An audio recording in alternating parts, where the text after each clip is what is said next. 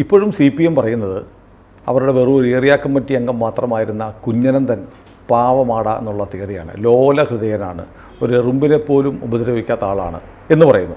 അതേസമയം KK കൃഷ്ണൻ, ജ്യോതി ബാബു എന്ന് പറയുന്ന 2 ഏരിയ കമ്മിറ്റി അംഗങ്ങളെ കൂടി ഹൈക്കോടതി നേരിട്ട് ശിക്ഷിക്കാൻ പോവാണ്. അപ്പോൾ ഈ ഏരിയ കമ്മിറ്റി അംഗങ്ങളായ 3 പേർക്ക് വ്യത്യസ്ത അളവുകോലാണോ CPMന്? അല്ല, ഒരു പൊളിറ്റിക്കൽ കേസിൽ ശിക്ഷിക്കപ്പെട്ട ആരും നിരപരാധിയാണ് എന്ന് വിശ്വസിക്കാൻ അവരുടെ പാർട്ടിക്കാർക്ക് അവകാശമുണ്ട്. നമുക്ക് പ്രിയപ്പെട്ട ഒരാൾ ശിക്ഷിക്കപ്പെടുന്നു, നമ്മുടെ ഉള്ളിൻ്റെ ഉള്ളിൽ എന്ത് പറയും? അവൻ പാവമാണ്, അവനൊന്നും ചെയ്തില്ല. ഇല്ല, കോടതിയിൽ തെളിവും തർക്കവും അതുമൊക്കെ ആയിട്ട് അവൻ തോറ്റുപോയി. പക്ഷേ സത്യത്തിൽ അവനത് ചെയ്തിട്ടില്ല.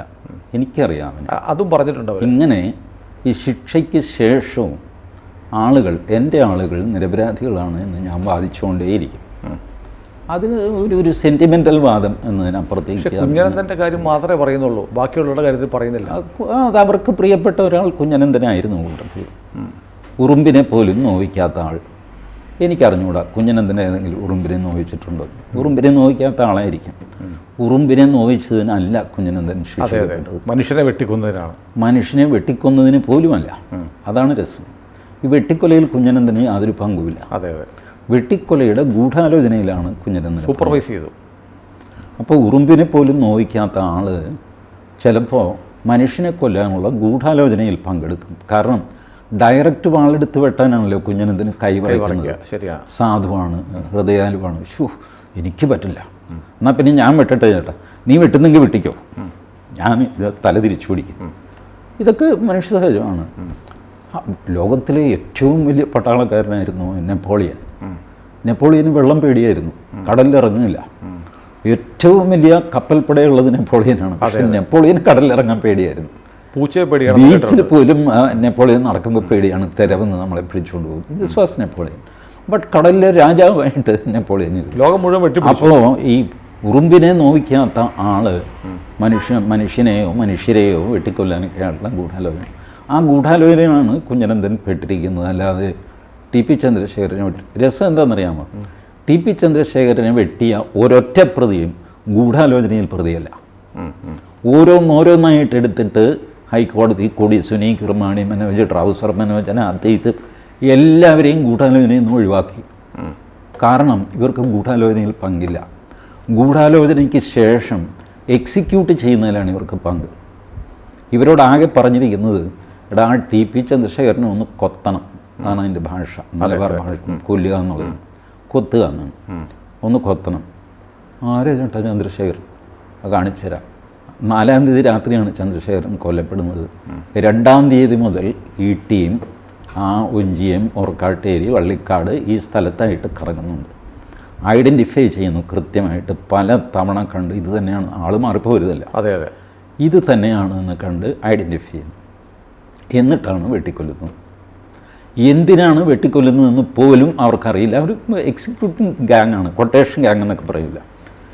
സുനിലിൻ്റെ കൈയും കാലും തല്ലി ഓടിക്കണമെന്ന് ഞാൻ പറഞ്ഞു കഴിഞ്ഞാൽ അവർ റേറ്റ് പറയും. സുനിലും താനുമായിട്ട് എന്താ പ്രശ്നം? ഇതൊന്നും അവരുടെ വിഷയമല്ല, അവരും കൊല്ലും. അങ്ങനെയാണ് ഈ നിഷ്ഠൂരമായ ഈ 51 വെട്ടുവെട്ടി എന്നൊക്കെ പറയുന്നില്ലേ, അത് പ്രൊഫഷണൽ കില്ലേഴ്സിനെ സാധിക്കുകയുള്ളൂ. ജസ്റ്റിസ് സദാശിവൻ്റെ കുറ്റവും ശിക്ഷയും എന്ന് പറഞ്ഞിട്ട് ഒരു പുസ്തകമുണ്ട്, ബേസിക് ലീഗൽ.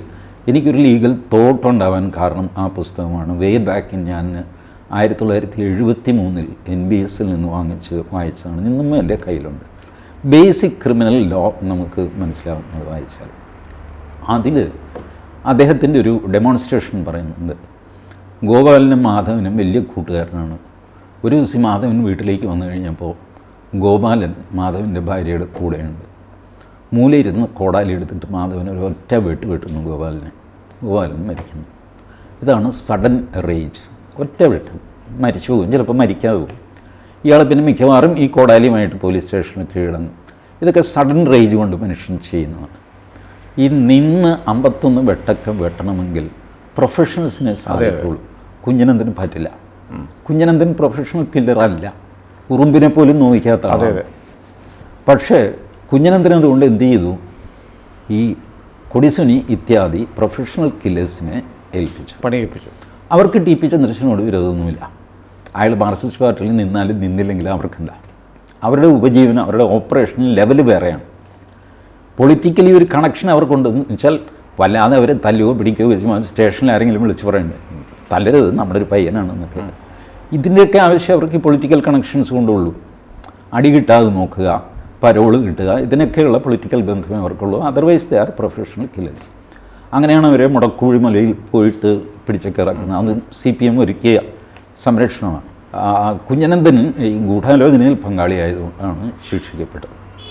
ഇതിലാദ്യം വരുന്ന ഒരു പ്രശ്നം, ഈ ഹൈക്കോടതി വിധി ഇന്നലെ ആരുടെയും കയ്യിലുണ്ടായിരുന്നില്ല എന്ന് തോന്നുന്നു. എനിക്കത് കിട്ടി, ഞാനത് വായിച്ചു. 150 പേജുണ്ട്. അതിലാദ്യം വരുന്നത് ഈ അപ്പീൽ നിലനിൽക്കില്ല എന്നൊരു വാദമാണ്. ഇതിന് കാര്യം എന്താണെന്ന് വെച്ച് കഴിഞ്ഞാൽ, ഇങ്ങനൊരു അപ്പീൽ പോകാനായിട്ട് ഗവൺമെൻറ്റിൻ്റെ അനുമതിയില്ല. പ്രത്യേകിച്ചും കീഴ്ക്കോടതി വിട്ട പ്രതികൾക്കെതിരെ അപ്പീൽ പോകണമെങ്കിൽ സ്പെസിഫിക് ആയിട്ട് ഗവൺമെൻറ്റിൻ്റെ അനുമതി വേണം. അതില്ല ഈ കേസിൽ. അതുകൊണ്ട് P. മോഹനൻ മുതൽ എല്ലാവരും വെറുതെ വിട്ടുകിട്ടും, മെയിൻറ്റെയിനബിൾ അല്ല എന്ന് പറഞ്ഞു കഴിഞ്ഞാൽ. പക്ഷേ അതിൻ്റെ അർത്ഥം എന്താണെന്ന് വെച്ചാൽ, മെയിൻറ്റെയിനബിൾ അല്ല എന്ന് പറഞ്ഞാൽ മറ്റ് എല്ലാം തന്നെ കീഴ്ക്കോടതി വിധി ശരിവയ്ക്കുന്ന പോലെ ആയിപ്പോകും. അപ്പോൾ ഈ രാമൻകുട്ടി എന്ന് പറയുന്ന പ്രോസിക്യൂട്ടർ ധർമ്മസങ്കടത്തിലായി. കാരണം അപ്പീലും മെയിൻറ്റെയിനബിൾ ആണ് എന്ന് പറഞ്ഞു കഴിഞ്ഞാൽ P. മോഹനെതിരെയുള്ള അപ്പീലും മെയിൻറ്റെയിനബിൾ ആണെന്ന്, P. മോഹനെ വെറുതെ വിട്ട കീഴ്ക്കോടതി വിധി ശരിയല്ല എന്ന് വാദിക്കേണ്ടി വരും. ഇനി മെയിൻറ്റെയിനബിൾ അല്ല എന്ന് പറഞ്ഞാലോ എല്ലാം തിരിച്ച് കീഴ്ക്കോടതി വിധി ശരിയാണ് എന്നും പറയേണ്ടി വരും. അപ്പോഴും കുഴപ്പമാണ്. അപ്പോൾ പിന്നെ നിങ്ങൾ അപ്പീൽ ഫയൽ ചെയ്ത് എന്തിനാന്നുള്ള ചോദ്യം വരും. ഇങ്ങനെ ഇദ്ദേഹം ധർമ്മസങ്കടത്തിലായി. പ്രോസിക്യൂട്ടർ പറഞ്ഞു, എൻ്റെ കയ്യിൽ പഴയ റെക്കോർഡൊന്നുമില്ല. പഴയ റെക്കോർഡ് പഴയ പ്രോസിക്യൂട്ടറുടെ കയ്യിലാണ്, അതെനിക്ക് ആക്സസിബിൾ അല്ല. കോടതി അത് സമ്മതിച്ചു, ശരി, ആക്സസിബിൾ അല്ല. ഇതിൽ സംഭവിച്ചതെന്ന് വെച്ചാൽ 2021 UDF ഈ കേസിൽ വെച്ച സ്പെഷ്യൽ പ്രോസിക്യൂട്ടർ രാജിവെക്കുന്നത്. പുള്ളി കോൺഗ്രസ്സുകാരനായിരുന്നു. ഹെൽത്ത് ഗ്രൗണ്ട്സ് പറഞ്ഞിട്ടാണ്, എനിക്ക് വയ്യ എന്ന് പറഞ്ഞിട്ടാണ്. ഇപ്പോൾ 2014 തന്നെ അപ്പീൽ വന്നു. അപ്പീൽ അവിടെ കിടന്നിട്ട് പിന്നീടാണ് വാദിക്കാൻ എടുക്കുന്നത്, ഹിയറിങ്ങിന് എടുക്കുന്നത്. അപ്പോഴത്തേക്ക് ആ പ്രോസിക്യൂട്ടറെ രാജിവെച്ചിട്ട് പുതിയ പ്രോസിക്യൂട്ടറെ വെച്ചു. പുതിയ പ്രോസിക്യൂട്ടറെ വയ്ക്കുമ്പോൾ പിണറായി സർക്കാർ ഒന്നുകിൽ ഒരു അതിബുദ്ധി അല്ലെങ്കിൽ ഒരു അശ്രദ്ധ, രണ്ടിലൊന്ന് കാണിച്ചു. അതിലെഴുതി വെച്ചു, എല്ലാ അപ്പീലും ഹൈക്കോടതിയിൽ പ്രോസിക്യൂട്ട് ചെയ്യാൻ എന്ന് പറഞ്ഞ് എഴുതി വെച്ചു. എല്ലാ അപ്പീലും എന്ന് വെച്ചാൽ എന്താ അർത്ഥം? വെറുതെ വിട്ടവരെ വിടരുതായിരുന്നു, ഇപ്പം ശിക്ഷിച്ചവരെ കൂടുതൽ ശിക്ഷിക്കണമായിരുന്നു എന്നുള്ള കേസ്. അതാണ് എല്ലാ അപ്പീലും. അപ്പോൾ കോടതി പറഞ്ഞു, ഇങ്ങനൊരു ഓർഡർ കിടക്കുന്നതുകൊണ്ട് ഇത് സർക്കാരിൻ്റെ അപ്രൂവലായിട്ട് എടുക്കാം, ഇതിനു മുമ്പ് നടന്നതും സർക്കാരിൻ്റെ സമ്മതത്തോടെയാണെന്ന് ഇൻഫർ ചെയ്യാം, ഇപ്പോൾ നടന്നുകൊണ്ടിരിക്കുന്നതും സർക്കാരിൻ്റെ അനുമതിയോടെയാണ് എന്ന് തീരുമാനിക്കാം. അതുകൊണ്ട് ഈ അപ്പീൽ മെയിൻറ്റെയിനബിളാണ് എന്ന് പറയും. അങ്ങനെ കോടതിയാണ് ഈ കടലാസ് കണ്ടെത്തുന്നത് റെക്കോർഡിൽ നിന്ന്. ഇവരാരുമല്ല, കോടതിയാണ് റെക്കോർഡിൽ നിന്ന് കണ്ടെത്തുന്നത്. ഇങ്ങനെ ഒരു ഓർഡറുണ്ട്, അത് നിങ്ങളെ നിയമിക്കുമ്പോഴിറക്കിയ ഓർഡറാണ്. അതിൻ്റെ പാർട്ടാണ് എല്ലാ അപ്പീലുകളും, all appeals in high court pertaining to this case എന്ന് പറഞ്ഞിട്ടാണ് ഓർഡർ. അപ്പോൾ അത് ഒരു പക്ഷേ പിണറായി വിജയൻ P. മോഹൻ കുടുങ്ങട്ടെ എന്ന് വിചാരിച്ച് കാണും. കാരണം ഞാനത് പറയാൻ എന്താണെന്ന് വെച്ചാൽ കാര്യം, ഇതിനകത്ത് ഒരു പ്രധാനപ്പെട്ട കണ്ണി P. മോഹനാണ്. P. മോഹനെ 2012 ജൂലൈയിൽ അറസ്റ്റ് ചെയ്യുന്നു. 2013 ഡിസംബറിൽ തിരുവഞ്ചൂർ രാധാകൃഷ്ണനെ ആഭ്യന്തരമന്ത്രി സ്ഥാനത്ത് നിന്ന് മാറ്റുന്നു. 3-4 മാസം കഴിയുമ്പോൾ P. മോഹനന് ജാമ്യം കിട്ടുന്നു. മൊത്തം 19 മാസമാണ് P. മോഹനൻ ജയിലിലുണ്ടായത്. അതിലേകദേശം 14-15 മാസത്തോളം തിരുവഞ്ചൂർ തന്നെയാണ് ആഭ്യന്തരമന്ത്രി. തിരുവഞ്ചൂർ മാറിയപ്പോൾ മോഹന് ജാമ്യം കിട്ടി. തിരുവഞ്ചൂർ മാറി രമേശിന്, അല്ലെങ്കിൽ മോഹൻ്റെ ജാമ്യം കിട്ടാൻ വേണ്ടി തിരുവഞ്ചൂർ മാറ്റിയതുമാകാം. ഇവിടെയാണ് ഞാൻ പറയുന്നത്, ഞാനിതിൽ അഡ്ജസ്റ്റ്മെൻറ്റ് പറയുന്നില്ല, LDF UDF അഡ്ജസ്റ്റ്മെൻ്റ് എന്ന് പറയുന്നില്ല, അതിനുള്ള തെളിവ് എൻ്റെ കയ്യിലില്ല. പക്ഷേ ഒരു അസ്വാഭാവികതയുണ്ട്. ഞാൻ ലാവ്ലിൻ കേസിൽ പറഞ്ഞപ്പോൾ ഒരുപാട് പേര് ഇപ്പോഴും എന്നെ തെറി പറയുന്നവരൊക്കെ ഉണ്ട്. ലാവ്ലിൻ കേസിൽ അഡ്ജസ്റ്റ്മെൻറ്റിൻ്റെ ഒരു തെളിവുമില്ല, അസ്വാഭാവികതയുമില്ല. സുപ്രീം കോടതിയിൽ സാധാരണ സംഭവിക്കുന്നതാണ് ഈ അഡ്ജസ്റ്റ്മെൻറ്റ്, പ്രത്യേകിച്ചും കൺകറൻറ്റ് ജഡ്ജ്മെൻറ്റ്. അപ്പോൾ അസ്വാഭാവികതയുമില്ല, അഡ്ജസ്റ്റ്മെൻറ്റിന് തെളിവില്ല. ഇവിടെ അഡ്ജസ്റ്റ്മെൻറ്റിന് തെളിവില്ല, അസ്വാഭാവികതയുണ്ട്. പക്ഷേ അസ്വാഭാവികതയുണ്ട്. കാരണം തിരുവഞ്ചൂരിൻ്റെ ആ സമയത്തെ മന്ത്രിസ്ഥാനം നോക്കും. ആദ്യത്തെ ഒരു വർഷം റവന്യൂ മന്ത്രിയായിരുന്നു, പിന്നെ അദ്ദേഹത്തെ ആഭ്യന്തരമന്ത്രിയാക്കി. എന്തിനാണ് റവന്യൂവിൽ നിന്ന് മാറ്റിയത്? അതിനൊരു ഉത്തരമില്ല. മാറ്റിയത് ഒരേ ഒരു കാര്യം കൊണ്ടാണ്. രാജമാണിക്യൻ റിപ്പോർട്ടുണ്ടല്ലോ, നമ്മളുടെ കേരളത്തിൻ്റെ 5 ലക്ഷം ഏക്കർ ഇപ്പോഴും വിദേശ കമ്പനികളുടെ കയ്യിലാണ്. അവരുടെ ബേനാമി കമ്പനികളാണ് ഇവിടെ ഓപ്പറേറ്റ് ചെയ്യുന്നത്. ഈ 5 ലക്ഷം ഏക്കർ തിരിച്ചു പിടിക്കണം. ഈ കള്ളത്തരം കാണിച്ചവർക്കെതിരെ CBI അന്വേഷണം വേണം. ഇതാണ് രാജമാണിക്യത്തിൻ്റെ എസൻസ് റിപ്പോർട്ടിൻ്റെ. ആ റിപ്പോർട്ട് ഈ തിരുവഞ്ചൂർ രാധാകൃഷ്ണനാണ് ആ റിപ്പോർട്ട് വരുമ്പോൾ മന്ത്രി. അന്ന് വാദിച്ചുകൊണ്ടിരുന്നത് സുശീല ഭട്ടാണ്, ഹൈക്കോടതി ഗവൺമെൻറ് GP. സുശീല ഭട്ടിനെ മാറ്റാൻ ഭയങ്കര പ്രഷർ വന്നു. തിരുവഞ്ചൂർ രാധാകൃഷ്ണൻ ചരിത്രത്തിലാദ്യമായിട്ട് മന്ത്രിസഭാ തീരുമാനം എടുപ്പിച്ചു സുശീല ഭട്ടിന് അനുകൂലമായിട്ട്. സുശീല ഭട്ടായിരിക്കും ഈ കേസ് കോടതിയിൽ വാദിക്കുന്ന പ്രോസിക്യൂട്ടർ. അവരെ മാറ്റാൻ സർക്കാർ നിർദ്ദേശിച്ചില്ല. സ്പെഷ്യൽ ഗവൺമെൻറ് ഓർഡർ ഇറക്കി മന്ത്രിസഭാ തീരുമാനമായിട്ട്. Then now nobody can touch Sushila Bhatt. പക്ഷേ ഇവൻച്വലി ഇയാൾ മാറുന്നു, റവന്യൂ മിനിസ്റ്റർ തിരുവഞ്ചൂർ മാറും. ഞാൻ തിരുവഞ്ചൂരിനെ ദിവ്യനാക്കി പറയുകയൊന്നുമല്ല, പക്ഷേ സാഹചര്യങ്ങൾ നോക്കും. അതിനുശേഷം പിണറായി വിജയൻ വന്നു കഴിഞ്ഞപ്പോൾ രാജമാണിക്യൻ റിപ്പോർട്ട് എടുത്ത് തോട്ടിക്കളയുന്നു, സുശീല ഭട്ടിനെ മാറ്റുന്നു നാടകീയമായിട്ട്. സുശീല ഭട്ട് ഒരു ദിവസം രാവിലെ ഓഫീസിൽ വരുമ്പോൾ അവരെ മാറ്റിയതായിട്ടുള്ള ഓർഡർ ഒരു പേപ്പർ വെയിറ്റ് വെച്ച് അവരുടെ മേശപ്പുറത്തിരിക്കുന്നു. സുശീല ഭട്ട് അന്ന് കേരളം വിടാൻ തീരുമാനിച്ചു. Now she is not in Kerala, she is in Bangalore. പറഞ്ഞു ഒരു നിവൃത്തിയില്ല. കേരളം 5 ലക്ഷം ഹെക്ടർ സുശീല ഭട്ട് എന്ന് പറഞ്ഞത് ഇന്ത്യക്ക് മൊത്തം സ്വാതന്ത്ര്യം കിട്ടി, പക്ഷേ ഈ 5 ലക്ഷം ഹെക്ടറിന് ഇപ്പോഴും സ്വാതന്ത്ര്യം കിട്ടിയിട്ടില്ല. അത് ബ്രിട്ടീഷ് കമ്പനികളുടെ കയ്യിലാണ്. She proved it. Rajamanikyam prove ചെയ്തു. എല്ലാം ഫോർജ് ഡോക്യുമെൻറ്റ്സ്. സ്വാതന്ത്ര്യം കിട്ടുന്നതിന് തൊട്ട് മുമ്പ് 46 മുതലുള്ള ഓപ്പറേഷൻസ് കൊണ്ട് ഇവരത് ഇന്ത്യൻ കമ്പനികളെ ബേനാമി കമ്പനികളാക്കി നിർത്തി ബ്രിട്ടീഷുകാരുടെ കയ്യിലാണ് ഇപ്പോഴും അത്. എന്നിട്ട് എട്ടും പൊട്ടും തിരിയാത്ത സുപ്രീം കോടതിയിലെ ജയ്ദീപ് ഗുപ്തയെ കൊണ്ടുവന്നിട്ട് വാദിച്ചിട്ട് ഹൈക്കോടതി പറഞ്ഞു പാലാ മുനിസിപ്പൽ കോടതി മുതൽ ഈ കേസ് തുടങ്ങിക്കുമെന്ന് പറഞ്ഞിട്ട് പാലാ മുനിസിപ്പൽ കോടതിയിലേക്ക് വിട്ടു. വാസ്തവത്തിൽ സിംഗിൾ ബെഞ്ച് അനുകൂലമായിട്ട് വന്നതാണ്. സിംഗിൾ ബെഞ്ച് അവിടെ എന്ത് ചെയ്തെന്ന് വെച്ചാൽ സംഗതിയൊക്കെ ശരിയാണ്, ഗവൺമെൻറ് ആർഗ്യുമെൻറ്റ് കംപ്ലീറ്റ് ശരിയാണ്, എന്നാലും ഇത്ര വലിയ ലാൻഡ് ഇൻവോൾവ് ആയിട്ടുള്ളൊരു ഇഷ്യൂ എന്ന നിലയ്ക്ക് ഇതൊരു ഡിവിഷൻ ബെഞ്ച് കൂടെ പരിശോധിക്കട്ടെ എന്ന് പറഞ്ഞിട്ട് റെഫർ ചെയ്തു. ആ ഡിവിഷൻ ബെഞ്ചിലേക്ക് റെഫർ ചെയ്ത് പഴുത് വെച്ചിട്ടാണ് പിണറായി വിജയൻ ഈ കളി കളിച്ചിട്ട് പാലാ മുനിസിപ്പൽ കോടതിയിൽ, ഇപ്പോൾ പാലാ മുനിസിപ്പൽ കോടതിയിൽ കിടപ്പുണ്ട്. അപ്പോൾ സർക്കാരിനോട് ചോദിച്ചാൽ എന്ത് ചെയ്യാൻ ഹൈക്കോടതി പാലാ മുനിസിപ്പൽ കോടതിയിൽ പോകാൻ പറഞ്ഞു. മുനിസിപ്പൽ കോടതിയിൽ ഒരു 42 വർഷമെങ്കിലും. ചുരുക്കി പറഞ്ഞ് ഈ സ്ഥലം നമുക്ക് കിട്ടില്ല, അത് ബ്രിട്ടീഷുകാരുടെ കയ്യിൽ തന്നെ ആയിരിക്കും. അവിടെ നിന്നാണ് തിരുവഞ്ചൂർ ഹോം മിനിസ്ട്രിയിൽ വരുന്നത്. ഹോം മിനിസ്ട്രിയിൽ വന്ന് പി മോഹനെ വരെ അറസ്റ്റ് ചെയ്ത് കഴിഞ്ഞപ്പോൾ CPM വല്ലാതെ ചൂടായി. P Mohan was the top catch. അതിനു മുകളിലേക്ക് എവിടം വരെ തിരുവഞ്ചൂർ പോകുമെന്ന് ആർക്കും അറിയില്ല. തിരുവഞ്ചൂരാണെങ്കിൽ സ്വതസിദ്ധമായ ചിരിയോട് പറഞ്ഞു, ഞാൻ പോലീസിനോട് സംസാരിക്കാതെ പോയില്ല, സ്പെഷ്യൽ ഇൻവെസ്റ്റിഗേഷൻ ടീമിനോട്, ഷൗക്കത്ത് അലി, ഞാൻ സംസാരിക്കാറില്ല, എന്ത് ചെയ്യണമെന്നോ ചെയ്യരുതെന്നോ ഒന്നും ഞാൻ പറയാറില്ല, നിയമത്തിൻ്റെ വഴിക്ക് പോകും എന്ന് പറഞ്ഞിട്ടൊരു പുഞ്ചിരിയുമായിട്ട് തിരുവഞ്ചൂർ പോകുന്നു. എന്തൊരു ഡേഞ്ചറസ് സിറ്റുവേഷൻ. അടുത്തത് പാർട്ടി സെക്രട്ടറി പിണറായി വിജയനല്ല എന്ന് ആർക്കറിയാം. ഗൂഢാലോചന നടന്നിട്ടുണ്ടെന്നുള്ളത് വ്യക്തമാണ്. വാസ്തവത്തിൽ ഇത്രയധികം പേര് ഗൂഢാലോചന കേസിൽപ്പെടുന്നത് ഞാൻ ആദ്യമായിട്ടാണ് കാണുന്നത്. വലിയ ബുദ്ധിമുട്ടാണ് ഗൂഢാലോചന തെളിയിക്കാൻ. ബട്ട് മെറ്റിക്കുലസ് ആയിട്ട് ലോവർ കോർട്ട് അത് തെളിയിക്കുകയും ഹൈക്കോടതി അത് ശരിവയ്ക്കുകയും ചെയ്യുന്നുണ്ട്.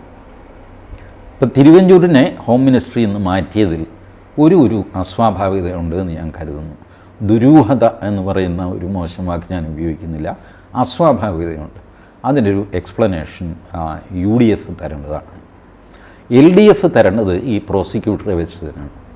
അറ്റ്ലീസ്റ്റ് പി മോഹന് വേണ്ടിയിട്ട് വേറൊരു വക്കീലിനെ നിങ്ങൾക്ക് ഡൽഹിയിൽ നിന്ന് ഇറക്കാമായിരുന്നു.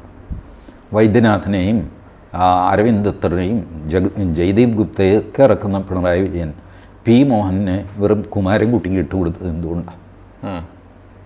ബട്ട് ഓഫ് കോഴ്സ് കേരള ഹൈക്കോടതിയിലെ നമ്പർ 1 വക്കീലന്മാരാണ്. ഇപ്പോൾ പ്രതികൾക്ക് വേണ്ടി ഹാജരായത് ബി രാമപിള്ള സാറാണ്. ഒരു ദോഷവും പറയാൻ പറ്റില്ല. അതെ അതെ, അസാമാന്യ സ്റ്റേജിലുള്ള ആളാണ്. പിന്നെ ഒന്ന് വിജയഭാനു സാറാണ്, പി വിജയഭാനു. അതെ, ഒരു ദോഷവും പറയാൻ പറ്റില്ല. കെ കെ രമയ്ക്ക് വേണ്ടിയിട്ട്, അതായത് പി മോഹനെ കൂടെ കുറ്റക്കാരനാക്കണം എന്ന് വാദിച്ചത് എസ് രാജീവാണ്. നമ്പർ 1 വക്കീലാണ്.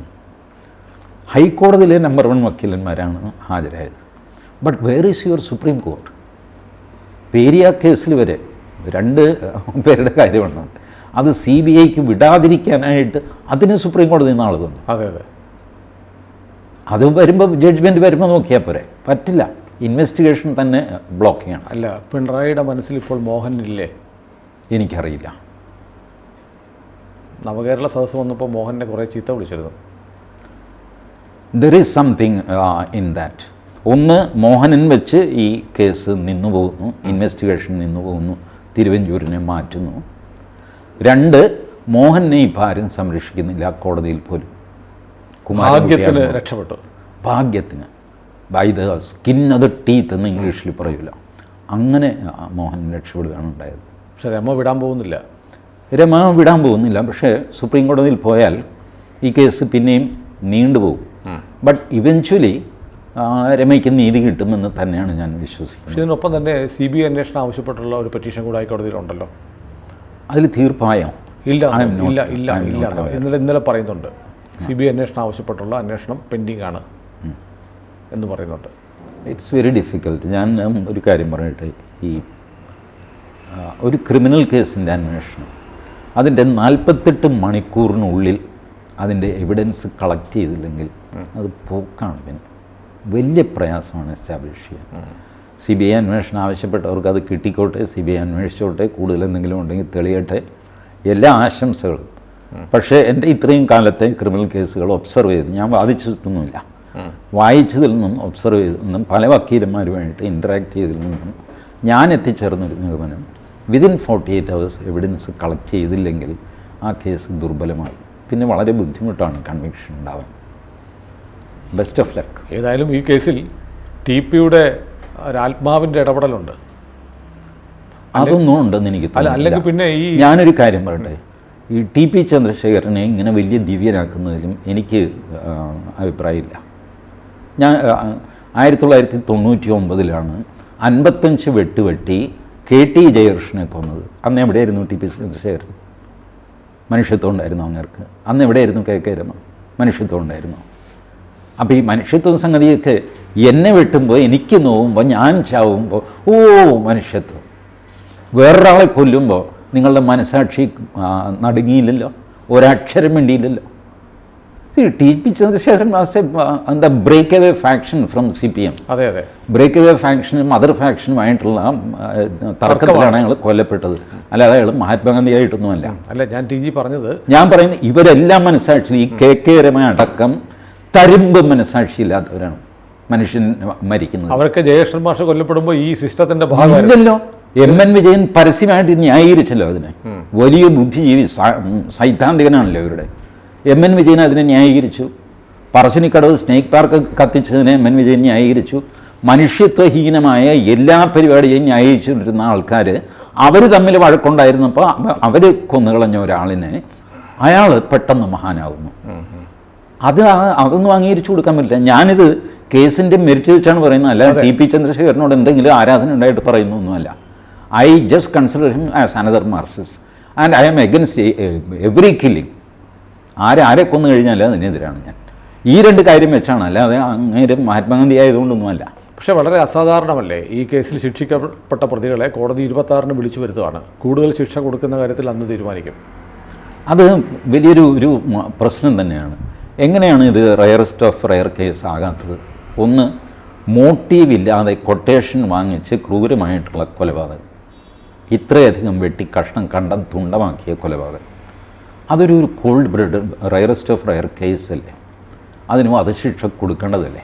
ഇപ്പോൾ കൊടുക്കൂല്ലെന്നറിയാമല്ല. ഹൈക്കോടതി ഇത് പറയാൻ, സെൻറ്റൻസ് പറയുന്നതിന് വാദത്തിന് വേണ്ടിയിട്ട് വെച്ചിരിക്കുക. ഈ വെട്ടി ഇതാക്കുന്ന അരിഞ്ഞ് തള്ളുന്ന പരിപാടിയില്ലേ, ഞാനന്ന് വേറൊരു ഡിസ്കഷനിൽ സുനിലിനോട് പറഞ്ഞത്, there is a relation between weapon and the wound. അത് ഇല്ലാതാക്കാനാണ് ഇവർ ശ്രമിക്കുന്നത്. അതെ അതെ. അത് ഹൈക്കോടതി ജഡ്ജ്മെൻറ്റിൽ ക്ലിയറായിട്ട് പറയുന്നുണ്ട്. Medical evidence connecting the swords with the injury on the victim, അത് കൃത്യമായിട്ട് എസ്റ്റാബ്ലിഷ് ചെയ്യാൻ സാധിക്കുന്നില്ല. അതുപോലെ വെട്ടി. പക്ഷേ കോടതി പറയുന്നത് പോസ്റ്റ്മോർട്ടം റിപ്പോർട്ടിൽ ഇറ്റ് കുഡ് ബി എന്ന് പറഞ്ഞിട്ടുള്ളത് കൊണ്ട് ഇതുകൊണ്ടാവാം, വാളുകൊണ്ടാവാം, വാളുകൊണ്ടാണെന്ന് പറയുന്നില്ല, വാളുകൊണ്ടാവാം എന്ന് പറയുന്നു. വാളിൻ്റെ മൂർച്ചയില്ലാത്ത ഭാഗമില്ലേ, അതുകൊണ്ട് വെട്ടിയിട്ടുണ്ട്. അപ്പോൾ സംഭവിക്കുന്നത് എന്താ, ഒരു വെട്ടിന് ചതയും, അടുത്ത വെട്ടിന് പൊട്ടും, മൂന്നാമത്തെ വെട്ടിന് അത് കച്ചറയാകും. മൂർച്ചയില്ലാത്ത ഭാഗം കൊണ്ടാണ് വെട്ടുന്നത്. അങ്ങനെ വെട്ടിയിട്ടുണ്ട്. ഇപ്പം ഇതൊക്കെ വെച്ചിട്ടാണ് പോസ്റ്റ്മോർട്ടം റിപ്പോർട്ട്. ദൃക്സാക്ഷികളുണ്ട്. ഈ ദൃക്സാക്ഷികൾ, 2 ദൃക്സാക്ഷികൾ അവരിത് വെട്ടുന്നത് കണ്ടവരുണ്ട്. ഇപ്പോൾ ദൃക്സാക്ഷികൾ പറഞ്ഞതും ഇതുകൊണ്ടാവാം എന്ന്, ഇതുകൊണ്ടാണെന്ന് പോസ്റ്റ്മോർട്ടം റിപ്പോർട്ടിൽ അവർക്ക് പറയാൻ പറ്റില്ല. കാരണം ചിന്തിച്ചെതറി പോയില്ലേ. അത് ഈ വാള് കൊണ്ടാണ് അല്ലെങ്കിൽ കോടാലി കൊണ്ടാണെന്ന് ഇങ്ങനെ പറയാൻ പറ്റും. The relation between wound and weapon could not be established by the surgeon. There is a possibility, ഈ വെപ്പൺ കൊണ്ടും ആകാം എന്ന് പറയും. ദൃക്സാക്ഷികൾ ഈ വെപ്പൺ ഉപയോഗിക്കുന്നതായിട്ട് കണ്ടു എന്ന് പറയുന്നു. ഇത് രണ്ടും കൂടെ വെച്ചിട്ടാണ് വൂണ്ട് ആൻഡ് വെപ്പൺ ഈ റിലേഷൻ കോടതി എസ്റ്റാബ്ലിഷ് ചെയ്യുന്നത്. ഇതാണ് KT ജയകൃഷ്ണനെ 55 വെട്ടാനും TP ചന്ദ്രശേഖരനെ 51 വെട്ടാനും, അല്ലെങ്കിൽ ജസ്റ്റിസ് സദാശിവൻ പറഞ്ഞ പോലെ മാധവൻ ഗോപാലിനെ കോടാലി എടുത്ത് ഒറ്റ വെട്ടും മാധവൻ തന്നെ തലയ്ക്ക് കൈവച്ചിട്ട് താഴെ ഇരിക്കലും നമുക്കറിയാം. Instant rage. ഇതല്ല, ഇതിപ്പോ പ്രൊഫഷണലി ഡിസൈൻഡ് ആൻഡ് എക്സിക്യൂട്ടഡ്. നമ്മളൊക്കെ കരുതുന്നത് ഇവരുടെ ക്രൂരത കൊണ്ട് 51, 57 വെട്ടി എന്നൊക്കെയാണ്. തെളിവ് നശിപ്പിക്കാൻ വേണ്ടിയാണ് ഇത്രയും വെട്ടുന്നത്. അതാണ് വെട്ടുന്നത്. അവർക്ക് എന്ത്, ഇയാളുടെ എന്താ, അവർ ഐഡന്റിഫൈ ചെയ്യുന്നതിന് 2 ദിവസം അത്രയും ട്രെയിൻഡ് ആണ് ഇവർ. അതിൽ ട്രെയിൻഡ് ആണ്, കോൾഡ് ബ്ലഡഡ് ആണ്. ദേ ഓപ്പറേറ്റ് ലൈക്ക് എ മെഷീൻ. ഒരു ഈ തടി ഇറക്കുന്ന മില്ലിൽ കൊണ്ടുപോയിട്ട് TP ചന്ദ്രശേഖരനെ വെച്ച് കഴിഞ്ഞാൽ മില്ലിന് തടിയാണോ ചന്ദ്രശേഖരനാണോ നോട്ടമുണ്ടോ, അറുത്തങ്ങ് തള്ളും. ഇതുപോലെയാണ് ഈ പ്രൊഫഷണൽ കില്ലേഴ്സ്. അവർക്ക് മനുഷ്യനൊന്നുമല്ല, അവരുടെ ഒരു ഇരയാണ്. ആ തട്ടുണ്ട്, ഒന്നുകൂടെ നോക്കി വെച്ചോ, കണ്ടോ നീ, ഞാൻ സൈഡ് കണ്ടില്ല, അരമണിക്കൂർ കഴിയുമ്പോൾ തിരിച്ചു വരും, അപ്പോൾ കാണിച്ചു തരാം. ഇങ്ങനെ ചെയ്തിട്ട് ഈ ഒരു ഇരയെ ഐഡൻറ്റിഫൈ ചെയ്തിട്ട് പിന്നെ ചെയ്യാം. ഒരു ബോംബ് പൊട്ടിക്കുന്ന ആൾക്കാരടുത്തേക്ക് വരാതിരിക്കാൻ. അധികം രാത്രി ഒന്നുമില്ല, രാത്രി 10 മണിക്കൊക്കെ അപ്പുറത്തിപ്പുറത്തൊക്കെ ആളുണ്ട്. വള്ളിക്കാട് അത്ര വിജനമായൊരു സ്ഥലമൊന്നുമല്ല. They execute it, they did it. അവർക്ക് തൂക്കുശിക്ഷ കൊടുക്കണമായിരുന്നു. അത് ഹൈക്കോടതി കൊടുക്കുമെന്നാണ് എൻ്റെ പ്രതീക്ഷ. ഏതായാലും 26-ാം തീയതി ഹൈക്കോടതിയുടെ വിധി എന്തായിരിക്കും? ഇതിൻ്റെ പൊളിറ്റിക്കൽ പാർട്ട് ഞെട്ടിപ്പിക്കുന്നതാണ്. അതെ അതെ. മാർക്സിസ്റ്റ് പാർട്ടിയെ ഫുള്ളി അടിയോടെ തകർക്കാൻ കിട്ടിയ ഒരവസരം കോൺഗ്രസ് എവിടെയോ വെച്ച് 2013 ഡിസംബറിൽ തിരുവഞ്ചൂർ രാധാകൃഷ്ണനെ മാറ്റുന്നതിൽ നിന്ന് കോൺഗ്രസ് എന്തോ അവിടെ ചെയ്തു എന്ന് ഞാൻ സംശയിക്കുന്നു. തീർച്ചയായും അതിനുള്ള എൻ്റെ സംശയം അസ്ഥാനത്തായിരിക്കട്ടെ എന്ന്. അസ്ഥാനത്തായിരിക്കാൻ ഒരു സാധ്യതയുമില്ല. ഒരു കൃത്യമായ തെളിവില്ലാതെ അത് കോൺഗ്രസ് ആയിക്കോട്ടെ, കമ്മ്യൂണിസ്റ്റ് ആയിക്കോട്ടെ, BJP ആയിക്കോട്ടെ, ഞാൻ അത് പറയില്ല. അതുകൊണ്ടാണ് ഞാൻ പറഞ്ഞത് അഡ്ജസ്റ്റ്മെൻ്റ് എന്ന് ഇപ്പോഴും ഞാൻ പറയുന്നില്ല. അസ്വാഭാവികതയുണ്ട്. ഈ അസ്വാഭാവികത വെളിച്ചത്ത് കൊണ്ടുവരേണ്ട പ്രാഥമിക ഉത്തരവാദിത്വം തിരുവഞ്ചൂർ രാധാകൃഷ്ണനുണ്ട്.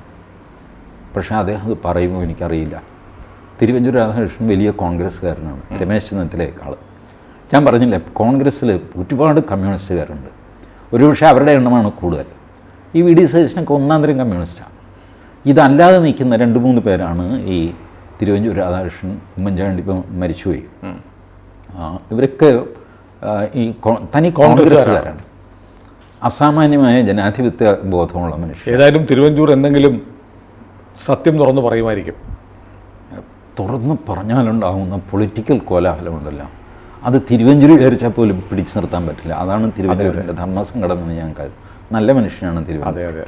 കൂടുതൽ വാർത്തകളും വിശേഷങ്ങളും നിങ്ങളിലേക്ക് എത്താൻ ABC മലയാളം സബ്സ്ക്രൈബ് ചെയ്യുക, ബെൽ ബട്ടണും അമർത്തുക.